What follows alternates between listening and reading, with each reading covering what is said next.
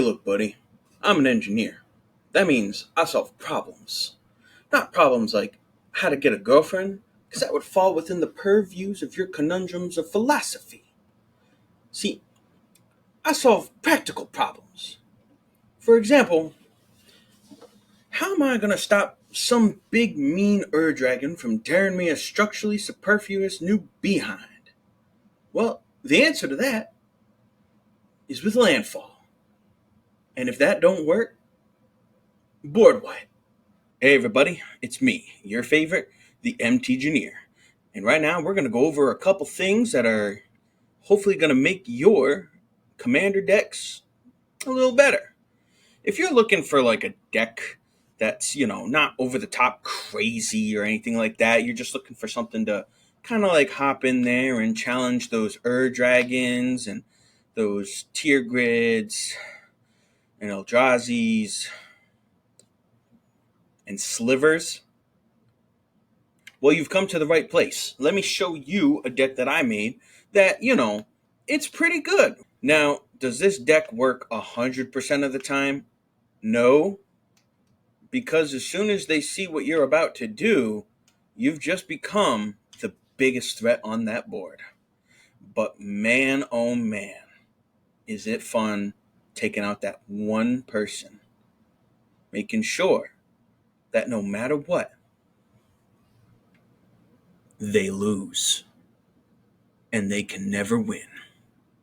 So let's get right into it. This is my Landfall Tifa deck. Without further ado, it's time to erect a deck.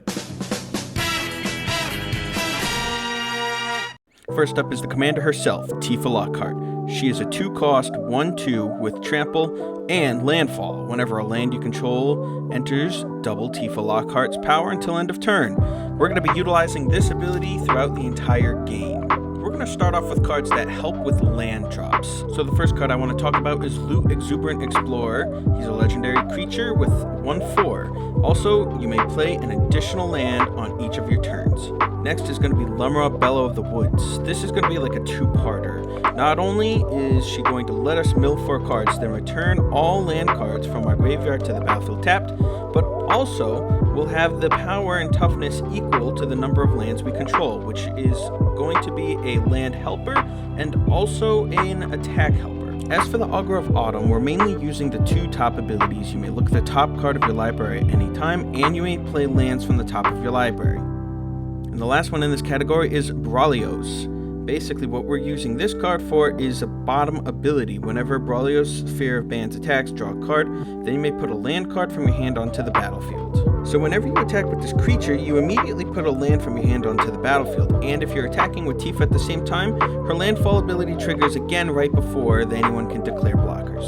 These next 3 cards are only going to slightly help us with land drops. First up, we have Spring Bloom Druid. When this creature enters the battlefield, you may sacrifice a land, and if you do, you can search your library for up to 2 basic land cards, and then put them onto the battlefield. This will be great when we want to get some lands out for Tifa. This turtle's top ability is great for giving our creatures +2/+2 permanently if we have 10 more lands, but the bottom ability is also nice, just to kind of sneak out a couple lands. Remnant Excavator is going to be a very big help for when we sacrifice Evolving Wilds and Terramorphic Expanse, because you can play lands from your graveyard, not just basic, any lands. Not only that, but this deck also has some land sacrifice, so he's going to come in handy quite a bit. After our opponents see how strong Tifa is, we're also going to have to let them know that there are other creatures in this deck that they really need to be afraid of as well. So the first person we'll be talking about is Saz Katroi. Although he is particularly not that strong, it's his abilities that make him strong. First, we'll be able to search for a bird, and then, whenever we put a +1/+1 counter on target creature, it doubles. These 2 creatures I consider secretly powerful. Saz Chocobo with landfall. Whenever a land you control enters, put a +1/+1 counter on this creature. And this Horn Beetle, which gets a +1/+1 counter if we control a creature with power 4 or greater at the beginning of combat. The Beanstalk Giant is also great because not only does it have a sorcery, but its other ability is very helpful as well. And then there's a creature that I consider to be much more powerful than Tifa, which is Mossborn Hydra. This scary creature enters with a +1/+1 counter, and it doubles every time a land enters the battlefield. And finally, we have our support creatures. The Avenger of Zendikar creates 0/1 green plant creature tokens for each land we control. Also, whenever a land enters the battlefield, he'll put a +1/+1 counter on each plant creature we control. This will mainly be used for blockers and sacrifices. Rishkar will be used for their main ability. Each creature you control with a counter on it has tapped to add green. This way we can tap more creatures than lands to play more lands. Tireless Tracker will be a great draw engine for the deck, but also I consider it a secret powerhouse. While Tireless Provisioner also gives us food or treasure tokens. And finally we have the Mana Dorks. These are just basically going to be fodder creatures and Mana Dorks, where you can tap to add just the mana you need to cast a spell while also trying to keep your main lands still up and running. So now we have the hexproof instances. These will mainly be used to protect Tifa if someone tries to target her while we are building her and getting ready to attack or during the attacking phase. These being Ranger's Guile, Snakeskin Veil, and Royal Treatment. Then we have the indestructible instances. Not only does it help us with the stuff previously mentioned, but it's also great against board wipes. This is going to include Gaia's Gift and Overprotect. And then we also have the Death Touch instances, where they will be giving us Death Touch and some of the stuff previously mentioned before. Death Touch and Trample is such a good combination because all you need to deal is 1 damage to a target creature that's blocking and the rest trample over to the player. These cards include Gift of the Viper and Horrid...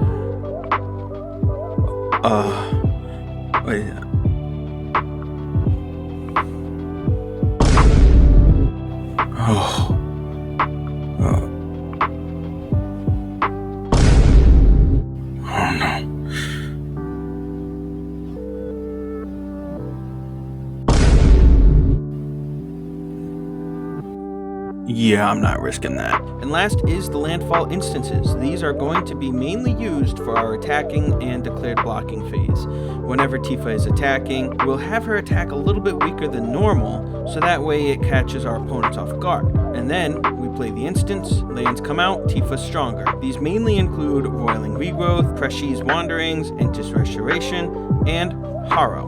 Moving on to the single land sorceries, these allow us to grab a single land and put it onto the battlefield. We have Rampant Growth, Grow from the Ashes, and Nature's Lore. Then there are the double land drops. These are going to be the sorceries that we're going to rely on a lot. We're not really going to want to play more than 1 per turn though, because we can actually get Tifa up pretty high with just doing 1 of these sorceries. We have Circuitous Route, Map the Frontier, Migration Path, Reach the Horizon, Explosive Vegetation, Kodama's Reach, and Cultivate. And then we have the triple land drops. These are for when we really want Tifa to go all out. We have Nisa's Renewal and Viewpoint Synchronization. And just for fun, I decided to throw in Exponential Growth just for the lulz. Moving on to enchantments, we have our supports, which are Blanchwood Armor, Unnatural Growth, Ride the Shuppuff, and Retreat to Kazandu. The last 2 enchantments we have will be land searching enchantments, such as Summoning Titan and Colony Heart Expedition. Keeping up with the land searching theme, we have our artifacts, which will be Lumbering World Wagon, Burnished Heart, Solemn Simulacrum, Heaped Harvest, Wayfarer's Bauble, and Traveler's Amulet. And then finally, for our last support artifacts, we will be using Cradle Clear Cutter, Skyclave Pickaxe, Chocobo Racetrack, Worm's Tooth, Lava Spur Boots, Sword of Vengeance, Swiftfoot Boots, Adventuring Gear, the Earth Crystal, and Emerald Medallion. And what's a landfall deck without any special lands? These lands are going to be very key lands for the deck. They will be the Shire, Blighted Woodland, Cabaretti Courtyard, Shire Terrace, Promising Vein, Fabled Passage, Evolving Wilds, and Terramorphic Expanse. A lot of these will be lands that will come in, be cracked, and search for another land, which will create 2 land drops. So if you're looking for a low-cost landfall deck, mono green, I would suggest this deck. It approximately comes around to $80.84. That's just, depending on the time that this recording comes out, the prices may vary, fluctuate up and down. Who knows? But I think it's a really good deck. It's definitely I would say a solid 4 in terms of power, but I will tell you this.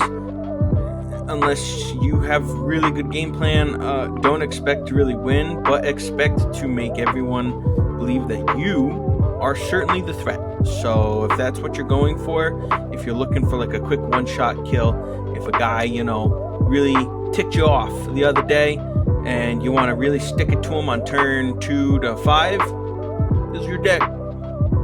This is your deck. So, it's for me. If it's for me, it could be for you. If not, let me know in the comments what you would do to make some changes. Other than that, this is the MTGineer signing off. Have a good one.